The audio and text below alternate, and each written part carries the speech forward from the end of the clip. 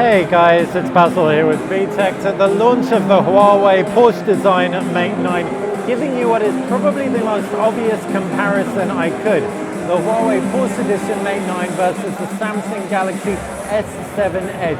The S7 Edge is a 5.5-inch curved screen phone, as is the Porsche Edition Mate 9. There are a lot of similarities, but there are also many more differences, so I'll talk about those. First off, design-wise, you've got a curved glass front, but the Porsche Design Mate 9 has a metal back, brushed metal. It also hasn't got quite as curved a display as the S7 Edge. The S7 Edge ultimately looks like it has less screen, or better screen to bezel ratio. 5.5 inches, making them the same size. I really still reckon the S7 Edge may be the most beautiful phone around, even after the Porsche Edition Mate 9 lands. But the Mate 9 does have a much bigger battery. I'll come on to that later.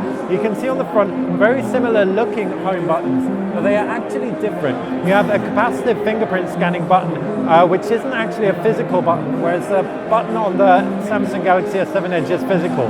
Two capacitive buttons either side. Left-hand side, you've got a volume rocker on the Samsung Galaxy S7 Edge versus just a slot for a micro SD card or two SIM cards on the Porsche Design Mate 9. Can take an SD card up to 256 gigabytes. Right-hand side, power button and volume rocker. Up at the top is an infrared blaster.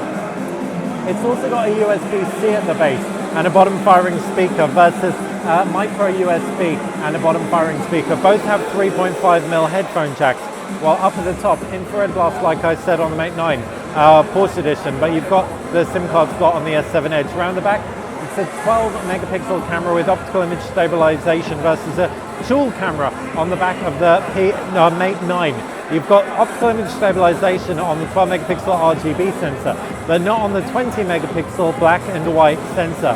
4 types of autofocus as well. So ultimately, two incredibly premium feeling phones. I think the Mate 9 feels like it repels fingerprints that little bit more. It feels easier to grip as well, but it just isn't quite as curvaceous around the back and front as the S7 Edge. The screens look beautiful across both. Haven't got the same background, so can't say anything too conclusive. But we already reckon the S7 Edge is one of the best displays we've ever seen, and it really does look like the Porsche Edition Mate 9 borrows from that, potentially even uses the same Samsung technology, guessing that it does, since Samsung's really the main provider of curved OLED displays. As for what's inside, it's Android 7 versus Android 6, EMUI 5 versus TouchWiz. Now, EMUI 5 has some new improvements which are awesome. You've got the applications tray back. This is really great, and we've been waiting for this for a long time. You've also got a much more stock notifications tray, and you can customize this as well. You've got a whole host of features within the settings that you can do too. First off, the keyboard is now SwiftKey, as is on the Samsung Galaxy S7, and you can even do stuff like have multiple instances of WhatsApp and Facebook, so you don't need to log out, log in, log out, log in, log out, log in. As for TouchWiz, it's a lot lighter. In spite of the fact it looks just as heavy, it has a lot more kind of like stock experiences as standard.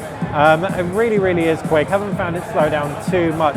Looking forward to seeing how the Mate 9 performs with EMUI, because Huawei's saying between EMUI and the Kirin processor, it gets to know you and slows down less than the S7 Edge after 18 months. They even gave a simulation demo specifically targeting the S7 Edge. So bold words from Huawei.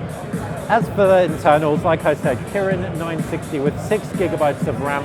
You've also got 256 gigabytes of storage versus an Exynos or a Qualcomm Snapdragon 820 with 4 gigabytes of RAM.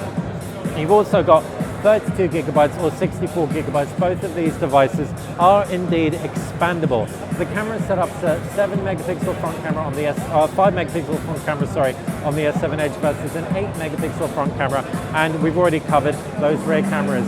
12 megapixels versus 20. You can also expect manual shooting modes across both.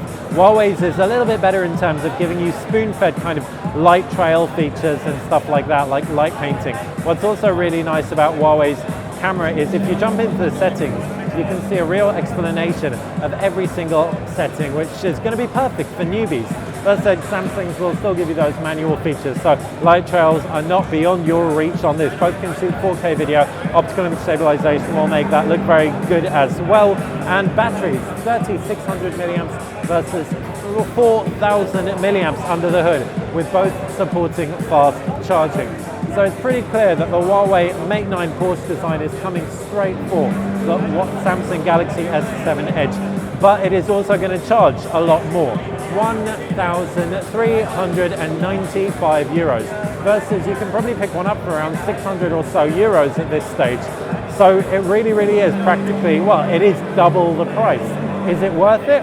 Well, I'm not going to be the judge of it until I get one in for review. If you can promise me a battery that lasts for 2 full days and a storage capacity I will never fill up, hell, I can get half a terabyte of stuff in this thing if I whack an SD card in.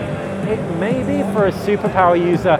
Let's find out. What do you think? Let us know in the comment section below. Like this video, click like the channel, subscribe. It's how you're going to stay on top of everything we do.